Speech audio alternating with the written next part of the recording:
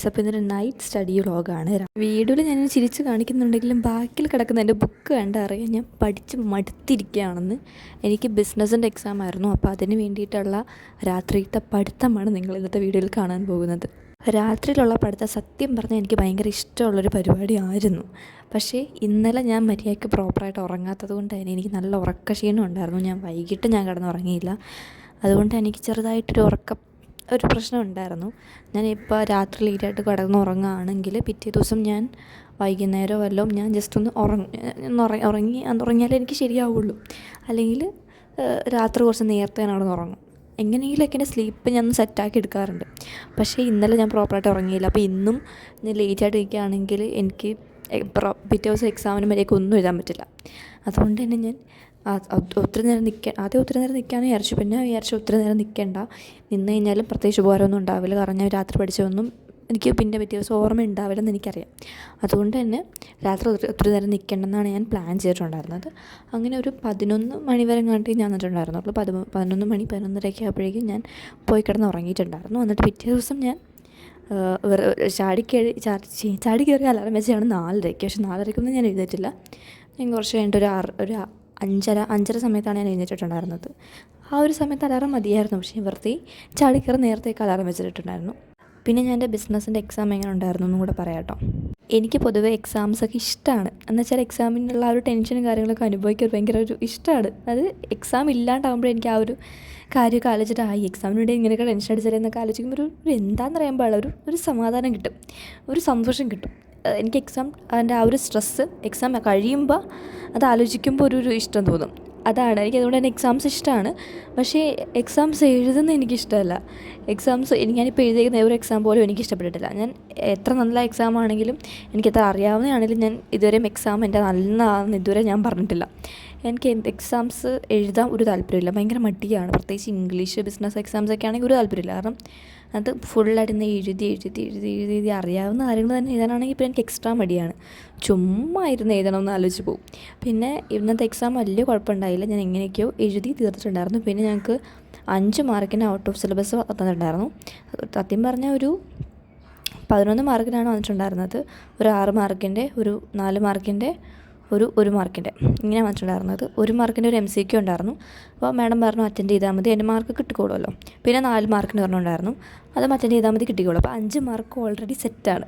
പിന്നെ ഉണ്ടായിരുന്നത് ഒരു 6 മാർക്കിൻ്റെ ക്വസ്റ്റ്യൻ ആയിരുന്നു. പക്ഷേ 6 മാർക്ക് എന്തായാലും എനിക്ക് കിട്ടാൻ പോകുന്നില്ല. കാരണം ആ ഒരു ഔട്ട് ഓഫ് സിലബസ് ആയിട്ടുള്ളൊരു ക്വസ്റ്റ്യനും അതുപോലെ തന്നെ എൻ്റെ ഒരു ഓർ ക്വസ്റ്റ്യൻ ഉണ്ടായിരുന്നു. ഒന്നെങ്കിൽ ആ ഒരു ക്വസ്റ്റ്യൻ എഴുതുക, അല്ലെങ്കിൽ വേറൊരു ക്വസ്റ്റ്യൻ ഉണ്ടായിരുന്നു. അപ്പോൾ ഒരു ഓർ ക്വസ്റ്റ്യൻ കൂടെ ഉണ്ടായിരുന്നത് കൊണ്ട് തന്നെ ഞങ്ങൾക്ക് ആ ഒരു കിട്ടത്തില്ല. ഞങ്ങൾക്ക് ആ ഒരു ഓർ ക്വസ്റ്റ്യൻ അറിയാവുന്ന പഠിപ്പിച്ച പാഠത്തിൽ നിന്നുണ്ടായിരുന്നതാണ്. അപ്പോൾ അത് എഴുതിയാൽ മതിയായിരുന്നു. അപ്പോൾ ഇങ്ങനെ ഞങ്ങൾക്കൊരു 11 മാർക്ക് കിട്ടേണ്ടായിരുന്നു. പക്ഷേ ആ ഓർ ക്വസ്റ്റ്യൻ ഞാൻ ഇപ്പോഴും ആലോചിക്കുക, ആ ഒരു ഓർ ഇല്ലായിരുന്നെങ്കിൽ ആ ഒരു ക്വസ്റ്റ്യന് ആ ഔട്ട് ഓഫ് സിലബസ് മാത്രം ഒരു 6 മാർക്കിന് വരുമായിരുന്നെങ്കിൽ ഞങ്ങൾക്ക് സിമ്പിളായിട്ട് 11 മാർക്ക് കിട്ടിയേനെ. അപ്പോൾ കുഴപ്പമില്ല, ഒരു 5 മാർക്ക് എന്തായാലും കിട്ടിയില്ലേ, അത് മതി. സത്യം പറയുകയാണെങ്കിൽ ആ ക്വസ്റ്റ്യൻസൊക്കെ ഔട്ട് ഓഫ് സിലബസാന്ന് പറഞ്ഞത് മാഡം പറഞ്ഞപ്പോഴാണ്. കാരണം ഞാൻ ആ ചാപ്റ്റർ പഠിച്ചിട്ടുണ്ടായിരുന്നു. ആ ചാപ്റ്റർ എക്സാമിന് ഇല്ലെന്നുള്ള കാര്യം ഞാൻ അവിടെ വന്നപ്പോഴാണ് അറിഞ്ഞത്. ഞാൻ എൻ്റെ നോട്ട്ബുക്ക് നോക്കിയിട്ടല്ല പഠിക്കുന്നത്, ഞാൻ ഗൈഡ് നോക്കിയിട്ടാണ് പഠിക്കുന്നത്. 6 ചാപ്റ്റേഴ്സ് ഞാൻ പഠിച്ചിട്ട് പോയി.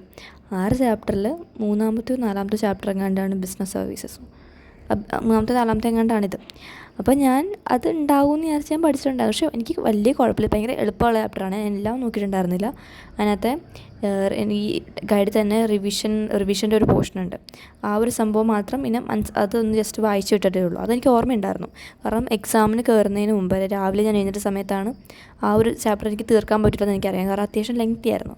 അപ്പോൾ ഞാൻ ജസ്റ്റ് ആ ഒരു റിവിഷൻ്റെ സംഭവം മാത്രം നോക്കിയിട്ടാണ് പോയിട്ടുണ്ടായിരുന്നത്. അപ്പോൾ ഈ സംഭവം വന്നപ്പോഴേക്കും ഇതെനിക്ക് അറിയാം. ഞാൻ ഓൾറെഡി അറ്റൻഡ് ചെയ്ത് കഴിഞ്ഞു, അതായത് MCQ അറ്റൻഡ് ചെയ്ത് കഴിഞ്ഞു. ആ കിട്ടിയിരിക്കുന്ന ആൻസർ കറക്റ്റാന്ന് എനിക്ക് ഉറപ്പുണ്ട്. പിന്നെ 4 മാർക്കിൻ്റെ ക്വസ്റ്റ്യൻ അറ്റൻഡ് ചെയ്യാൻ പോകുന്ന സമയത്താണ് മാഡം ഇത് പറഞ്ഞത്. അപ്പോൾ ഇത് പറഞ്ഞപ്പോഴേക്കും എനിക്ക് സന്തോഷമായി. എന്തായാലും എനിക്ക് കിട്ടിയേനെ, ആ ഒരു 5 മാർക്ക് ഉറപ്പായിട്ട് എനിക്ക് കിട്ടിയേനെ. ആ 6 മാർക്കിൻ്റെ ക്വസ്റ്റ്യൻ അത്യത്തിൽ അറിയാൻ പാടില്ലായിരുന്നു. കാരണം ഞാൻ പറഞ്ഞല്ലോ, റിവിഷൻ്റെ ആ ഒരു ചെറിയ പോർഷൻ മാത്രമേ ഉണ്ടായിരുന്നുള്ളൂ. അത് മാത്രം ഞാൻ ജസ്റ്റ് ചെറുതായിട്ടൊന്ന് വായിച്ചിട്ടതേ ഉള്ളൂ. ഒരു 1 ഷോട്ട് പോലെ ഒരു 1 പേജ് നോട്ട് മാത്രമേ ഉണ്ടായിരുന്നുള്ളൂ റിവിഷനായിട്ട്. ആ ഗൈഡിൻ്റെ അവസാനം കൊടുത്തിട്ടുണ്ടായിരുന്നു. അപ്പോൾ അതാണ് ഞാൻ വായിച്ചിട്ട് പോയിട്ടുണ്ടായിരുന്നത്. അപ്പോൾ എനിക്ക് ചാപ്റ്റർ വലുതായിട്ട് അറിയാൻ പാടില്ലായിരുന്നു. എന്നാലും അറിയാമെന്ന് വെച്ചിട്ട് ആ 4 മാർക്കും 1 മാർക്കും എനിക്ക് അല്ലേൽ കിട്ടിയേനെ. അപ്പോൾ എനിക്ക് ഈ സംഭവം വലിയ ലാഭം അല്ലെങ്കിലും ബാക്കി എൻ്റെ ഫ്രണ്ട്സിന് എല്ലാവർക്കും ഭയങ്കര ലാഭമാണ്. എനിക്ക് എല്ലാവർക്കും സന്തോഷമാണ്, ഒരു ഔട്ട് ഓഫ് സിലബസ് ഇങ്ങനെ വന്നല്ലോ എന്നൊക്കെ. 6 മാർക്കും കൂടെ കിട്ടിയിരുന്നെങ്കിൽ അടിപൊളിയായെന്നെ. ഇത്രയും കിട്ടിയത് തന്നെ വലിയ ഭാഗ്യം എന്ന് വിചാരിക്കാനേ ഇപ്പോൾ ഞങ്ങൾക്ക് എന്തായാലും പറ്റുള്ളൂ.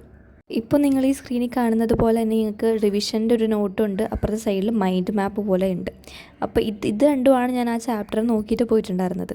എന്നിട്ട് അതുപോലെയൊക്കെ തന്നെ ഒരു ക്വസ്റ്റ്യൻ വന്നപ്പോൾ എനിക്ക് അറ്റൻഡ് ചെയ്യാനും പറ്റി. ബിസിനസ് നമുക്ക് ഇങ്ങനെയാണ്, ജസ്റ്റ് ഇന്ന് മനസ്സിലാക്കി കഴിഞ്ഞാൽ നമ്മുടേതായ രീതിയിൽ തന്നെ അങ്ങ് വലിച്ചു വാരി എക്സ്പ്ലെയിൻ ചെയ്ത് അങ്ങോട്ട് വിടാൻ പറ്റും. അത് ഞങ്ങളുടെ ടീച്ചറും പറഞ്ഞത്. നിങ്ങൾ ജസ്റ്റ് ആ ഹെഡിങ് സബ് ഹെഡിങ് മനസ്സിലാക്കുക, അതെന്താണെന്ന് മനസ്സിലാക്കി കഴിഞ്ഞാൽ സ്വന്തമായിട്ട് എഴുതിക്കോ, ഇതാണ് പറഞ്ഞേക്കുന്നത്. അപ്പോൾ ഞാനും ആ രീതിയിൽ അത് മനസ്സിലാക്കിയിട്ട് അതുപോലെയാണ് എഴുതിയേക്കുന്നത്.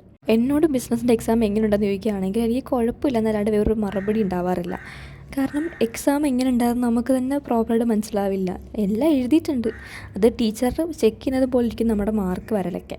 അപ്പോൾ അതിൽ മാത്രമല്ല ഇന്നത്തെ video. Thanks for watching. Bye bye.